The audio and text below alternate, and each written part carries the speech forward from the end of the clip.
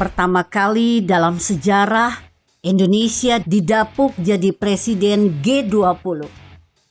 Sungguh perjalanan sejarah kadang-kadang menempatkan sebuah bangsa di posisi penting dan kunci.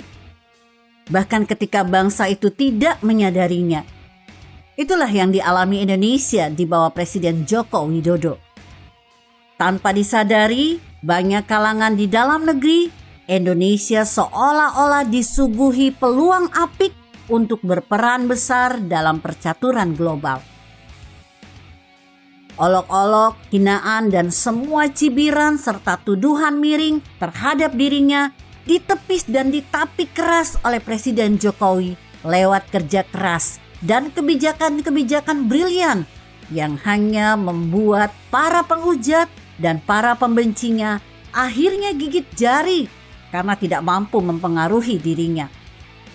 Beliau santai saja dan selalu berkata sudah terbiasa menerima hinaan dan tuduhan.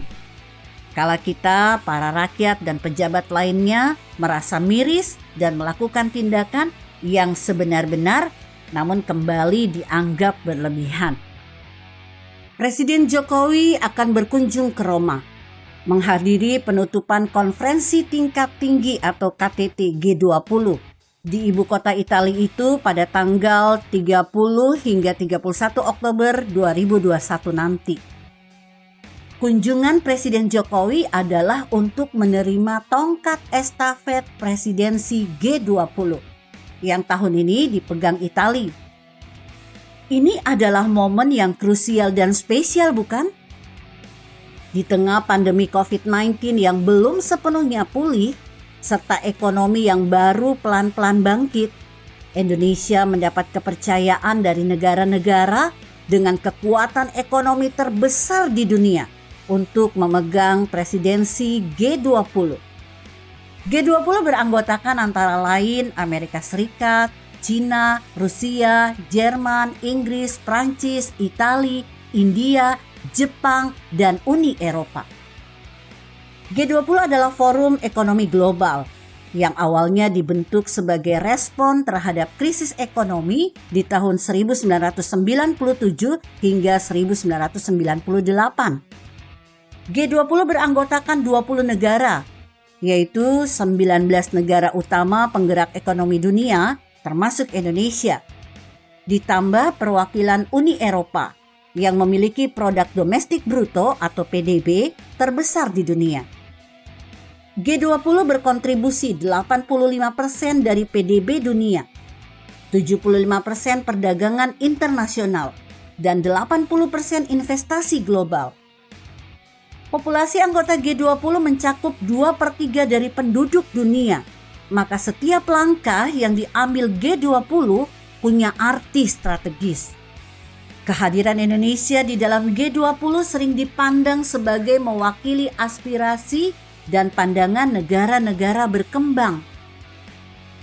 Mulai 1 Desember 2021 hingga 31 November 2022, Indonesia akan menjadi tuan rumah presidensi G20. Rencananya akan ada 150 pertemuan selama periode tersebut. Mulai dari pertemuan working group tingkat Sherpa, Finance, sampai Deputi. Ujungnya adalah KTT G20 yang dihadiri seluruh kepala negara dan kepala pemerintahan. Jumlah delegasi berbagai pertemuan itu sekitar 500 sampai 5.800 orang. Dan ini adalah event sepanjang tahun. Ada beberapa manfaat besar yang akan diperoleh Indonesia sebagai tuan rumah KTT G20. Mulai dari segi ekonomi, pembangunan sosial, maupun manfaat dari segi politik.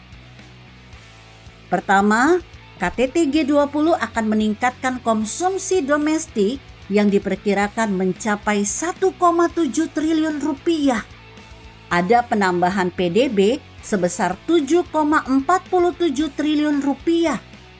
Dan keterlibatan tenaga kerja sekitar 33.000 dari berbagai sektor. Ajang G20 juga menjadi momentum untuk menampilkan keberhasilan dari beberapa kebijakan pemerintah RI.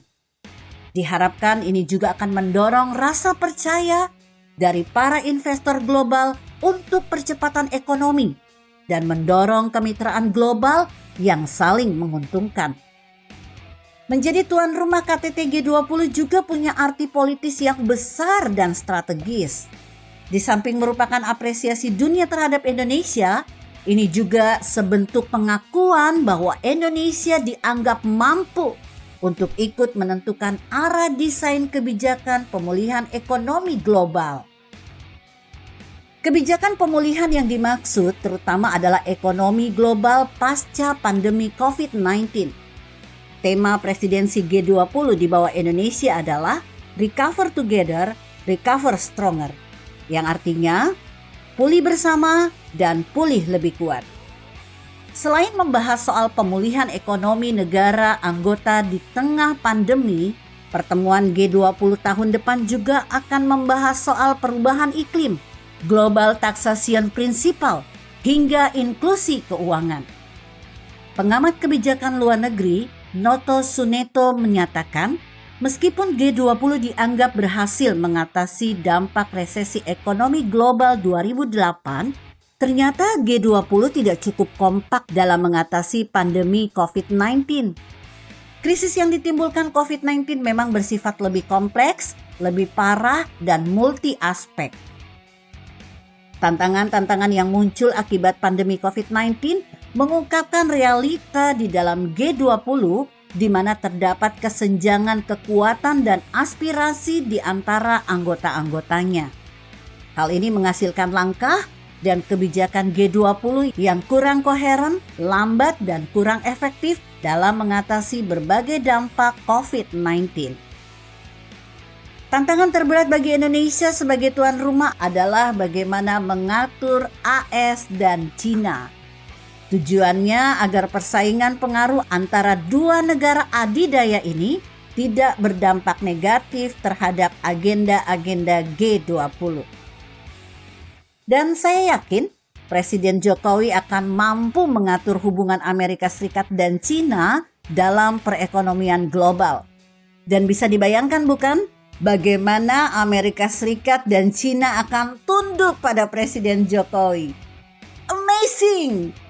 Pujian fantastis pun diberikan oleh seorang penyanyi legendaris, Iwan Fals, yang lewat lagu-lagunya sangat mengkritisi pemerintah.